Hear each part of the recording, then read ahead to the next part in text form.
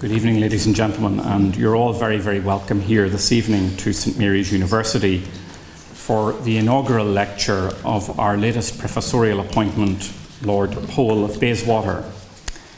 It is a delight to be able to introduce to you this evening Lord Charles Powell, one of Britain's foremost thinkers and practitioners in foreign affairs, and to hear him speak this evening on the new Leviathan, managing China's rise. We are delighted this evening also to be joined by Mr. Wang Yongli, the Minister Councillor of the Educational Section of the Embassy of the People's Republic of China here in the United Kingdom. Mr. Wang, to you and your colleague, you are very welcome here this evening, and what I know is your second visit, and I hope the second of many more to St Mary's University. We are delighted to have you with us this evening. Ladies and gentlemen, Lord Powell was for many years Private Secretary and Foreign Policy Advisor, also on Defence and Intelligence, to Baroness Thatcher when she was Prime Minister, and he then went on to serve in the same position in the early part of Prime Minister John Major's tenure in Downing Street. Before joining Number 10 Downing Street, Charles was a diplomat serving in the United States, Germany, and at the United Kingdom representation to the European Union in Brussels.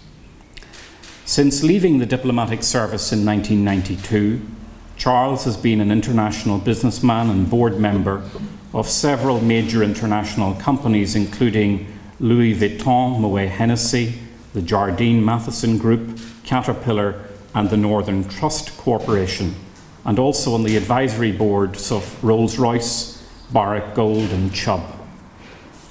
Away from the political and business world, Lord Powell has also undertaken a number of other roles, sharing his expertise as chairman of the trustees of the Syed Business School at Oxford University, chairman of the British Museum Trust, and a trustee of the Aspen Institute. He is also an honorary fellow of Somerville College, Oxford, of King's College, London, and of the Ashmolean Museum in Oxford. Charles was created a life peer in 2000 as Baron Powell of Bayswater and sits in the House of Lords as a crossbench member, and he also serves on Parliament's Joint National Security Strategy Committee. His association with China, which he will be speaking on tonight, includes a decade as President of the China-Britain Business Council and service as Deputy Chairman of the Fudan University Business School Advisory Board. Lord Powell, Charles, if I may, we are honoured to hear you speak on what is a fascinating and topical subject. You are most welcome with us here tonight to deliver your inaugural lecture as a professor at St Mary's University, and it is our privilege to have someone of your integrity and stature here this evening, and you are very welcome to the St Mary's community. Thank you.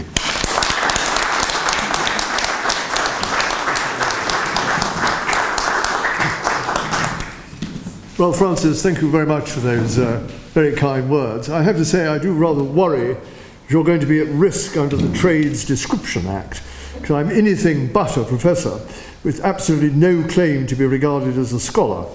And as you said, I've spent my life between the Foreign Office, Number 10 Downing Street and business. But in all those capacities, I've had the good fortune to deal with China one way or another. And that's why I've chosen to talk about it this evening. Let me be clear from the beginning, I'm not setting out to prosecute China, but nor am I a fawning advocate of China, what is sometimes called a panda hugger. I'm going to try and give a balanced view based on my own personal experience of the country. Now, like most people of my generation, I grew up knowing very little about China. It didn't feature much, if at all, in history books at school 60 years ago. We learned a lot about classical Greece and ancient Rome. We learned about the kings and queens of England, about the wars which ravaged Europe for centuries. We were taught about the exploits of empire from the first explorers and navigators through the conquest of India and large parts of Africa in the name of commerce and imperial glory. But China featured scandalously little. To To be honest, it was a black hole in our education. We knew there were men who had pigtails, we knew there were women who had bound feet, and we knew there were mandarins who ran the country, inspiring some like me to become mandarins ourselves. And more presciently, we learned Napoleon's aphorism that China is a sleeping giant. Let her sleep, for when she wakes, she will move the world. Well, full marks to Napoleon for getting that right and for leaving us to deal with the consequences. My own first experience of China was about as undistinguished as you can possibly get. I was a young man in the British Embassy in Helsinki, of all places, in the mid-1960s, at a time when the Chinese mob burned down the British Embassy in Beijing. China's National Day was imminent, and our ambassador in Finland had to decide how the embassy should be represented at the Chinese celebration, which protocol demanded we attend. And the decision was reached not to send the ambassador, but to send me as the youngest and least important member of the embassy staff. So I started my career as a calculated diplomatic snub to China.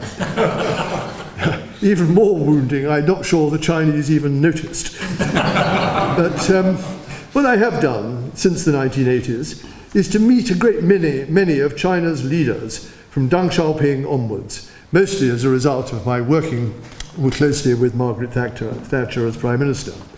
And I would say that Deng himself was one of the two most impressive world leaders whom I observed at close quarters in those years, the other being the very different Nelson Mandela. Deng exuded power and charisma and the sense of holding 1.3 million people in his hands. And his decision to switch China from chaotic revolutionary communism under Mao Zedong to a more liberal economic system, not politically liberal, but economically liberal, was breathtaking in its boldness and its vision. Now, since those days, I've travelled extensively through China as a businessman, in particular during the decade or so as chairman of the China-British Business Council, which Francis mentioned. And I've watched the future generation of China's leaders at close quarters as they clamber up the communist power structure, from running giant cities, then vast provinces twice the size of Britain, to the heights of the Politburo. And along the way, they pick up unrivaled practical experience of the art of government and decision-making. Their expertise, their preparedness for the very top jobs, is simply in a different league to that of our own often rather callow politicians, whose claims to high office rest mainly on ability to debate on the floor of the House of Commons. But our ministers do, of course, have two advantages over their Chinese colleagues: legitimacy and accountability. It may take them longer to get a bypass or an airport built in Britain, but at least you know that they have been freely elected and will be held accountable at the next election. Even so, I greatly respect the capabilities of those who govern China, as well as of the Chinese people, who have endured so much and achieved so much. Now, looking back over my working life of more than half a century now, I would say there have been two truly seismic events in world affairs. The first was the end of the Cold War, and the second has been the rise of China. I might have added the creation of the European Union to the list. Yet while the European Union has greatly benefited its own citizens, its impact on the rest of the world has been disappointingly slight. Economically, it has not provided anything comparable to the global injection of demand which China has delivered since the mid-1990s, and in terms of hard power, it remains a dwarf. Moreover, while the Cold War and the creation of the European Union are features of the past, though President Putin and President Juncker might disagree with that, the rise of China and its implications is very much today and the future. We can't actually tell yet how far China will rise. Will it become a superpower to challenge the United States on an equal footing, or will it fall short of that? It's a crucial question, and one I shall examine in the course of my remarks. But either way, it's more likely than anything else in the foreign policy universe to disrupt the status quo and to impact the lives and the fortunes of those who are at university today. And that makes it very important to take time to understand China's past, how it looks at the world, and how it sees its own destiny. With 5,000 years of recorded history, China has always mattered. At its previous high point in the mid-18th century, it represented 10% of the world's land area, 30% of the world's population, and 32% of the world's economy. And don't forget, that was at a time when the United States was not even born as a country. China's society was sophisticated and highly civilized, guided by Confucius's philosophy, which is now back in favor with China's rulers after a period in intellectual detention. Its invention and discoveries were world-leading: gunpowder, paper, printing, the compass, even the humble umbrella, though some subsequent claims were a trifle exaggerated. I'm reasonably confident that Shakespeare was not Chinese.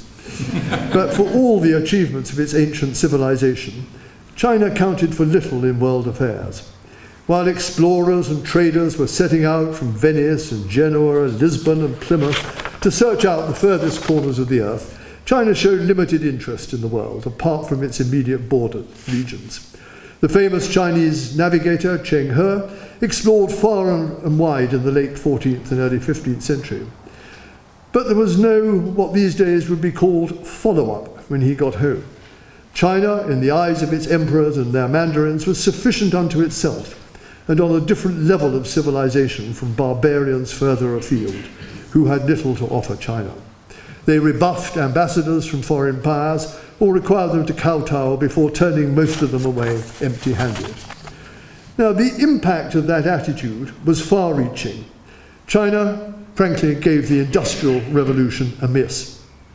Meanwhile, its strength was sapped by declining dynasties, internal rebellions like the Boxer Revolt, and defense against piratical attacks from foreign companies and governments seeking trade concessions, until finally it was raped by Japan in the 1930s. By then, China, which had once led the world, had fallen far behind Western countries in most of the attainments of modern life, a sort of college dropout on a global scale. And there it remained through the middle decades of the 20th century, while it fought a devastating civil war between communists and nationalists, and then went through the turmoil, unprecedented even in China's history, in the early decades of communist rule by Mao Zedong, including the so-called Great Leap Forward and the Cultural Revolution. If ever a country has been through the ringer, it's China. Now, I recount this rather harrowing history because I think it's the key to understanding modern China. It was born in humiliation, division, and defeat, both because of its self-exclusion from the world and through foreign subjugation and exploitation. What drives China now is a determination to expunge the shame of the past, and as Mao Zedong himself put it, to see China stand up again. And I doubt whether any nation has ever been driven by an emotion as strong as that. It embraces nationalism, but it's more than nationalism. It's vindication, and it's a desire for respect. China wants to recover what it lost during those missing centuries, to bring hundreds of millions of people out of poverty, to catch up modern technology, to ensure it can never again be bullied militarily, and to regain a powerful voice internationally. It's understandable, it's noble, and it's succeeding. But it also makes China exceedingly touchy and sensitive to deal with, particularly over any intrusion into its internal affairs or challenge to the unity and integrity of its territory, including Hong Kong and Taiwan. And China's renaissance is also creating some risks for the rest of us. In the lifetime of many of you here, channeling China's re-entry to the global stage and enabling China to find its place commensurate with its history, with its size and with its ambition, without dividing the world into hostile and even warring camps, will be the single most important task of those who have to manage world affairs. Now, Deng Xiaoping, a very great leader, set the country on the path of reform and opening up in 1979. And since then, China has lifted more people out of poverty than any country or international organization, whether it be the United Nations, the World Bank, more than anyone in history, and continues to do so. In short order, it's become the world's second largest economy. Within a few years, it will be the largest. With the proceeds of that extraordinary growth, it has built a modern infrastructure. It has channeled huge funds into the technologies of the future, spending a significantly higher share of its gross domestic product on research and development than Western competitors do. It has created a vast middle class of consumers able to achieve the ambition of owning their homes, buying a car, and enjoying a foreign holiday. Its foreign trade has multiplied many times over. Just to take one example, between 1986 and 2016, China's trade with the United States alone went from a mere $8 billion every year to $578 billion. Anyone who's mathematical can work out the multiple. China is the world's biggest importer of raw materials. It has more miles of highway, or motorway as we like to call it, and high-speed railway than any other country. And this year alone plans to build another 3,200 kilometres of high-speed railway. Think how long it's taking us to develop a railway somewhere between London and Birmingham. Taken all together, that's not a bad record for 40 years, pretty much from a standing start. Yet, despite this impressive record, China is very far from having resolved all its economic and social problems in one dramatic spurt. Size is one thing, wealth is another. The IMF ranks China only 75th in the world in GDP per head. That's just behind Mexico and Thailand, making it at best a middle-income country. Now, one can argue whether China's a rich country with lots of poor people or a poor country with lots of rich people, but either way, it's still got a long way to go to join the ranks of the rich modern economies. And predictions about it overtaking the United States have to be taken with a very large pinch of salt. And let's look for a moment at the hurdles which stand in the way of China breaking out of the middle-income trap and into advanced economy status. First, I would list the damage done to the natural environment by China's unconstrained industrial advance. It's been severe, as anyone who sees television pictures of the poison fog which descends on its main cities knows. China is responsible for 27% of the world's emissions. Now, it has begun to grapple with pollution, whether air, water or food, and it is leading in some areas of climate-friendly technology, like battery development and electrical vehicles. But far more dramatic measures are still needed, in particular, reducing the very large number of coal-fired power stations, both those in China itself and the 700 coal-fired power stations which it is currently financing all around the world. And that is going to be painful and it's going to limit China's ability to grow, but it's the only way to avoid long-term disaster. It's not a question of picking unfairly on China. We all need to do more, as last week's demonstrations in London reminded us. But what China does or doesn't do will be the biggest single factor in determining what happens to future generations, not only in China, but whether global climate change can be stabilized or not. A second hurdle is population. Partly as a result of the previous one-child policy, the structure of China's population has become skewed, with not enough people of working age to support the burden of pensions and healthcare for the elderly. Indeed, a Chinese study published only last week showed that before very long, there will be only one person of working age to support every single retired person, instead of two as there have been until recently. And that explains the claim sometimes made that China will become old before it becomes rich. Relaxation of the one-child policy has not actually led to a higher birth rate. Flats are still too small, childcare too limited, and the male-female gender balance too high. And population size has gone from being a boon to China's growth to being a handicap. Now, I know it sounds a bit counterintuitive to say that China doesn't have enough people when it's got 1.3 billion, 25 times our population. But it's a bit like British Rail complaining about the wrong sort of snow. China's population has the wrong sort of age structure, and there are no immigrants to help correct the problem. The cost of looking after its aging population is going to weigh heavily on China's future. Once again, it's not a problem just for China, but it's a bigger problem for China simply because everything about China is big. A third hurdle will be rising costs.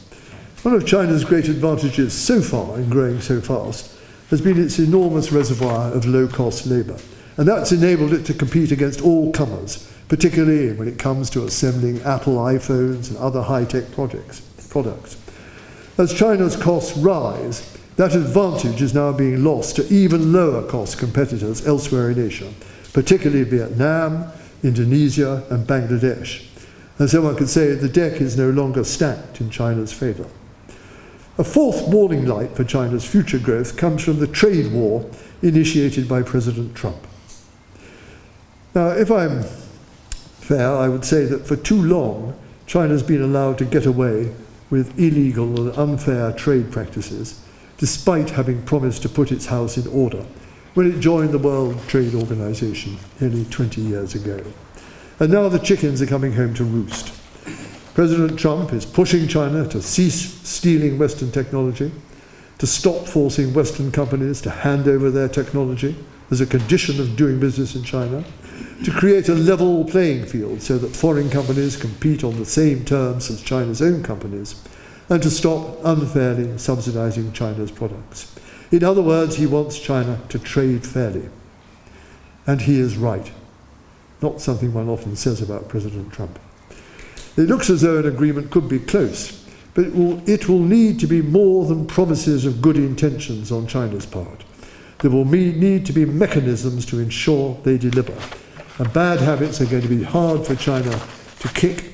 Its companies will be exposed to a much greater degree of competition, at least until it figures out how to be both competitive and to play by the rules. Now, to those sort of what I would call as almost natural hurdles, I would argue that China's also made some unforced policy errors which pose a threat to its future growth. One has been, in the last few years, to let the steam go out of economic reform, the liberalisation, the market opening, which was the hallmark of Deng Xiaoping's policy for modernising China. There's been a sharp change of course in the last few years, away from unleashing the vigour and the enterprise of the private sector, and instead allowing the dead hand of the state to take a bigger role in running the economy. And unproductive state-owned companies are being favoured with credit, while the private sector is starved. The reasons for the change, of course, are a combination of ideological, building socialism, and, frankly, fright by the Communist Party's leaders at the loss of central control which resulted from allowing market forces a larger role. Nothing matters more to China's leaders than keeping control. That is the price they pay for the lack of democratic accountability. So a combination of hard-to-avoid problems and mistaken policy choices are likely to slow down China's supercharged growth. Indeed, they already have, from a peak of 14% to today's 6 and a bit percent. It has some echoes of Japan's experience from the 1980s onward. The Japanese economy grew at a furious rate in the 1970s and the early 80s, and we all used to think that Japan was going to become the world's biggest economy. Then suddenly it hit the buffers, and it has never recovered its momentum in the years since then. Please don't think I'm predicting the imminent collapse of the Chinese economy. China is not Japan, and most countries would give their eye teeth for China's present growth rate, which adds the equivalent of Australia or Switzerland to its economy every single year. It still has millions, hundreds of millions of new consumers waiting to enter the marketplace, who will carry the economy onward and upward. And it is currently financing yet another stimulus program to support growth, despite its alarmingly high debt. And as we watch it grow, with a mixture of envy and trepidation, let's just remember that trees don't actually grow to the sky. Now, there's a widespread and rather naive belief that as China gets more prosperous and meets its people's ambition for a better life, it will also converge with our democratic model of society. That is an illusion, and is not at all what China's leaders have in mind. If anything, China is going in the opposite direction. To take a few examples, a few years ago, the talk was all of village elections as a harbinger of democracy. Well, the elected village administrations didn't always toe the party's line, and now we hear a lot less about village-level democracy. Professors, including, I suspect, visiting professors, who write even mildly critical articles about the party or the government, are suspended and prevented from publishing and teaching. There have been one or two rather obvious examples in recent weeks. Extra security is imposed this year to prevent people from gathering to mark sensitive anniversaries, including the 30th anniversary of the events in Tiananmen Square. And that hardly shows great confidence in people's support for the parties. Lawyers defending human rights cases are routinely locked up. Ethnic minorities, like the Uyghurs, are stuck in what looks suspiciously like concentration camps for re-education. And information technology, which we in the West see as a great liberating instrument, is used in China for maintaining ever closer surveillance on people, and even for grading them on how their behavior contributes to Communist Party goals. None of us has a perfect human rights record, but I have to say that China's is worse than most. Now, challenging the absence of multi-party democracy in China is a tougher call. Chinese officials argue that a country of China's size and unruly past, faced with the challenge of dragging a huge, impoverished nation into the modern world within 2 generations, simply cannot afford the luxury of democracy with its quarrels, its delays, its inefficiencies. It needs the discipline of single-party government, they argue, with the ability to get things done. And anyway, that's the way in which China has always been governed. Well, they have a point. Can we really argue to the Chinese that following Western democratic norms and processes should have priority over relieving hundreds of millions of people from poverty as quickly as possible? That's not an easy case to argue. And I have to admit that when visiting China, as I frequently do, I never get the sense that parliamentary democracy is anything like the highest priority for most people. At least at this stage of the country's development, their priority is material progress, even if it comes at the price of freedom. The contrast between China's stunning economic performance and that of its neighbour, India, the world's largest democracy, is telling. Or to take another example, we believe that the market is the best and most efficient mechanism for creating prosperity, and that the market needs freedom to operate properly. Yet China demonstrates that you can achieve prosperity without freedom, even to the extent of creating more billionaires and greater inequality than the United States does. And looking around the world, you do see more countries tempted to follow the Chinese model of authoritarian capitalism. There's no doubt the free market and democracy work best for us, but not necessarily for everyone at different stages of their path to growth. Now, this is not an apologia for China's political system, but we cannot shut our eyes to the success which it has achieved and the attractions which its example offers to other countries. I'm just going to take a sip of water.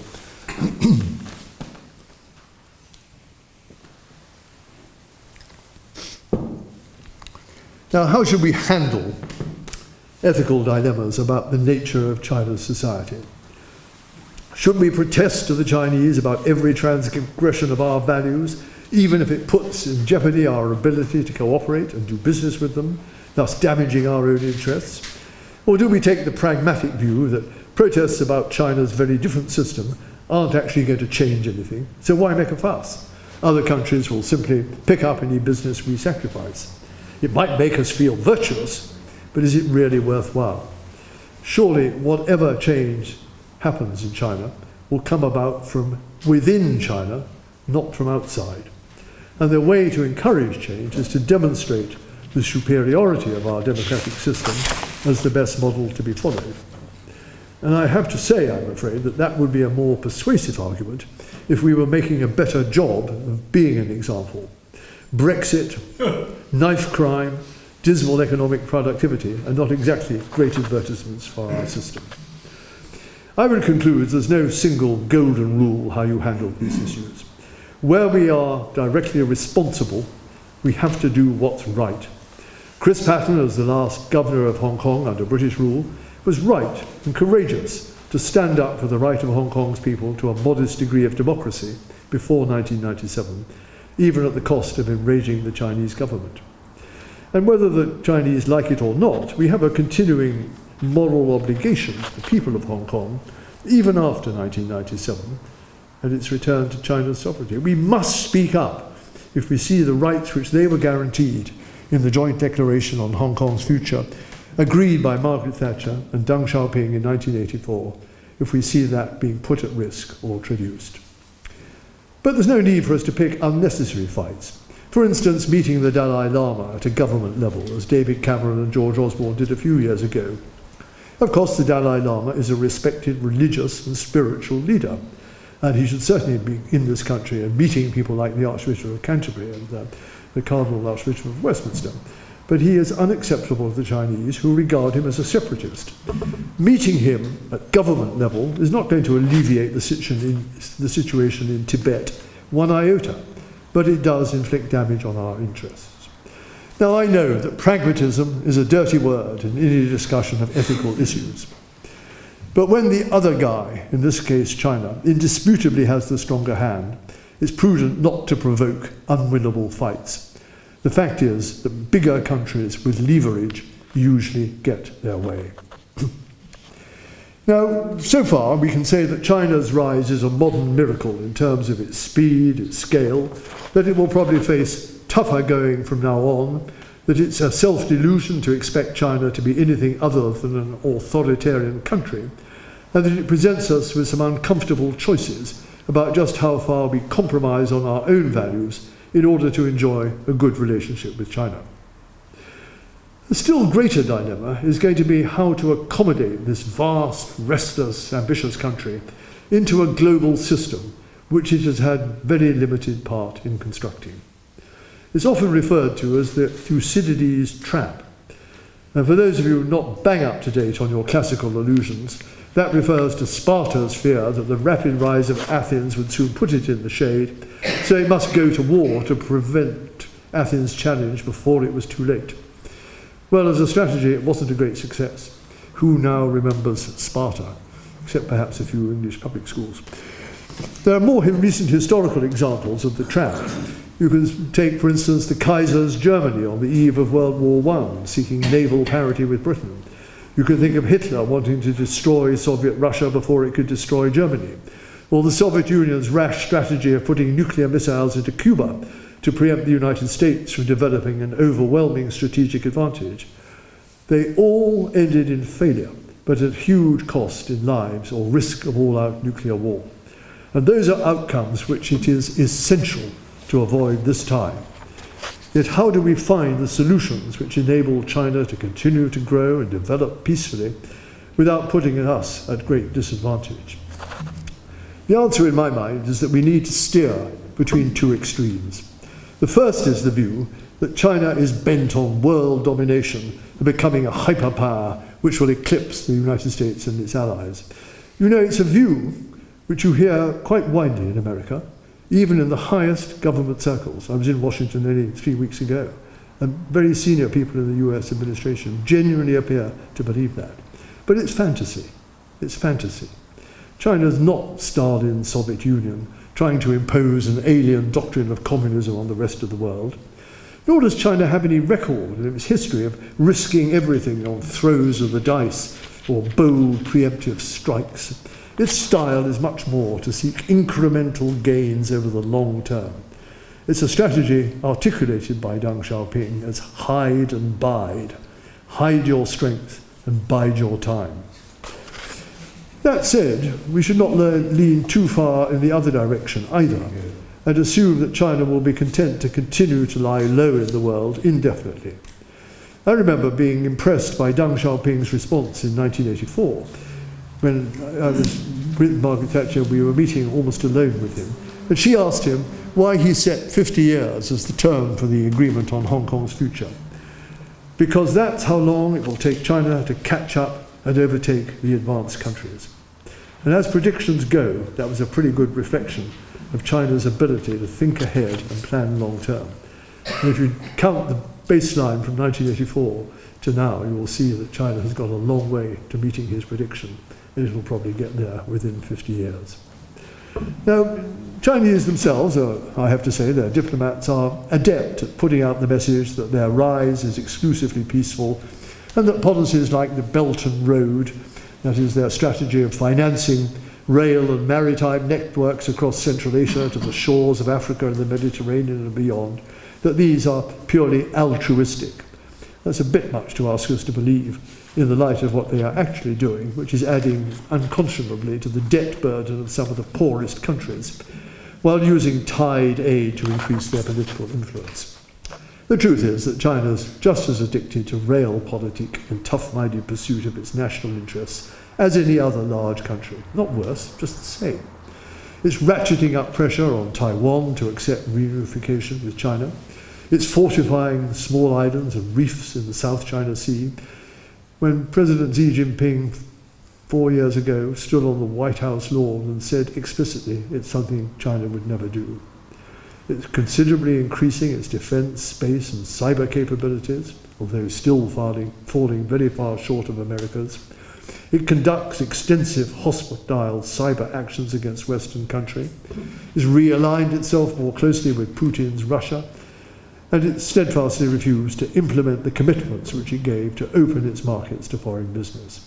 And its goal is, not unnaturally, a world order more suited to China's interests and values. Even so, not every aspect of China is sinister or threatening. We should not demonize its activities or talk ourselves into a Cold War mindset. China has legitimate national interests of its own, particularly gaining access to sources of raw materials around the world, most of which have long been preempted by British, American and other big oil companies and so on. So we have to be understanding about that. The key question is, how do we handle it? And the answer is, we have to adapt to China's rise, but not overreact to it. A new Cold War would be damaging to China, but it will also be very damaging to our interests.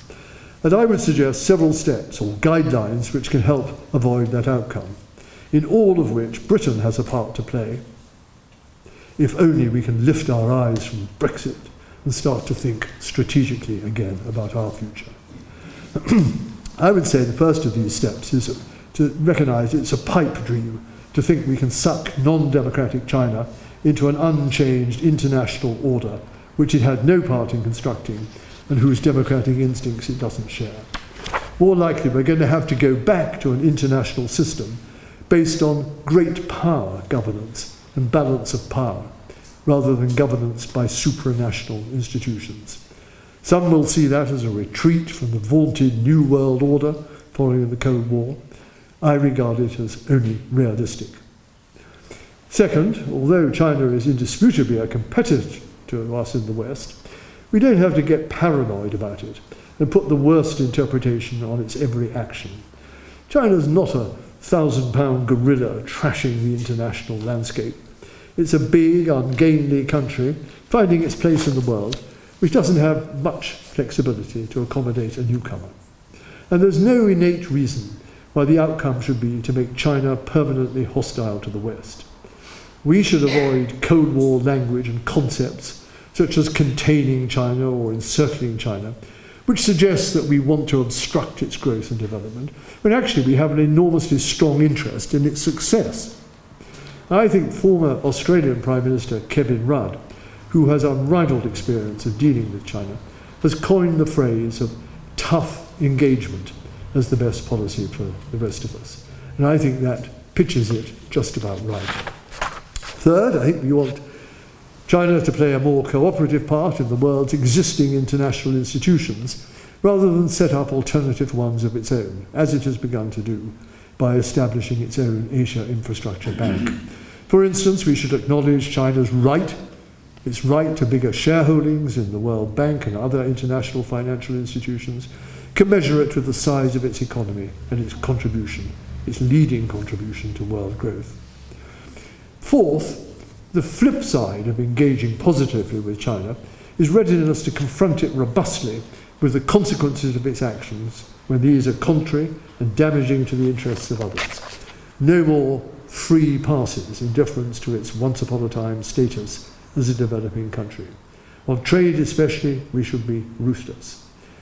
China's future compliance with its obligations is essential. Fifth, we need to establish a new balance between cooperation and confrontation in the military sphere. It is unacceptable for China to claim exclusive access in the South China Sea, making it in effect a Chinese lake. Its claims to that have been rejected by the International Court.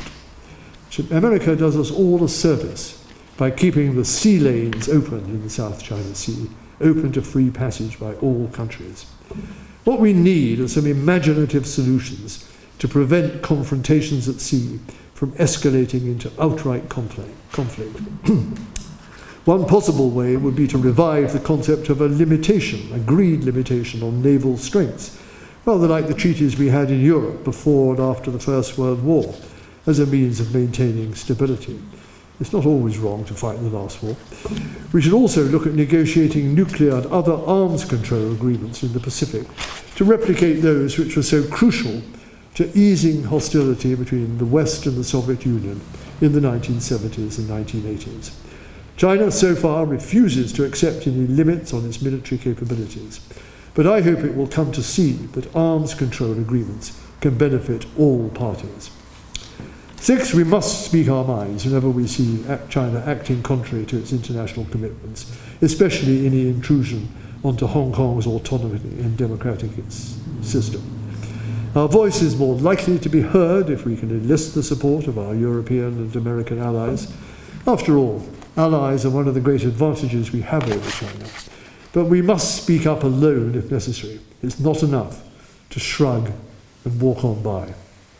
At last, Britain needs to elevate priority for Asia in its diplomacy and the allocation of its resources, recognising that Asia is the amphitheatre in which our interests have both most to gain from increased opportunities for jobs and investment, and most to lose if we allow the region to become an area of conflict.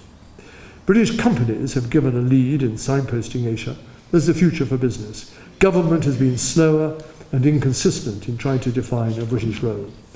We cannot turn the clock back on Britain's withdrawal from east of Suez in 1968, nor would we be welcome if we tried to.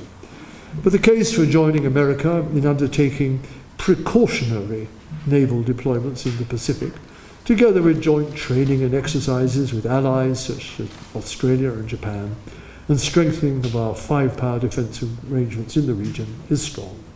As is the case with NATO in Europe, we cannot leave it to our American friends alone to carry the burden of maintaining peace and security in the Pacific, in which we all have vital interests.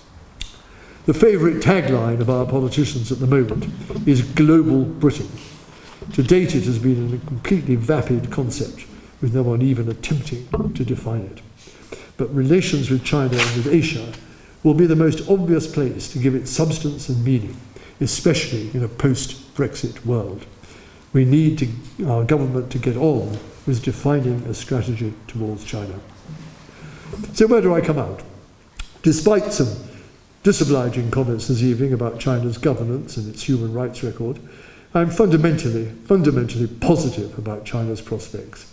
It is a country in transition between old and new, anxious to modernize and become a global leader in technology, yet clinging to an outdated ideology which acts as a brake on its modernizing ambitions. It wants to be respected globally, yet it clings to a China-centered view of the world which exempts it from many rules. It is an online society, yet imposes an iron curtain on free exchange of information. And those contradictions will make China an awkward partner. But it's as a partner we should think of it, not as an enemy. We have to look out for our own interests and be on the alert to rebuff unacceptable challenges to them. The Cold War, in its time, diverted resources on a massive scale and led us into enormous risks. There has to be a better way to resolve conflicts, this time with the world's new rising power. And that is my message this evening. Stand firm and don't be bullied, but always seek solutions and peaceful outcomes. Thank you very much.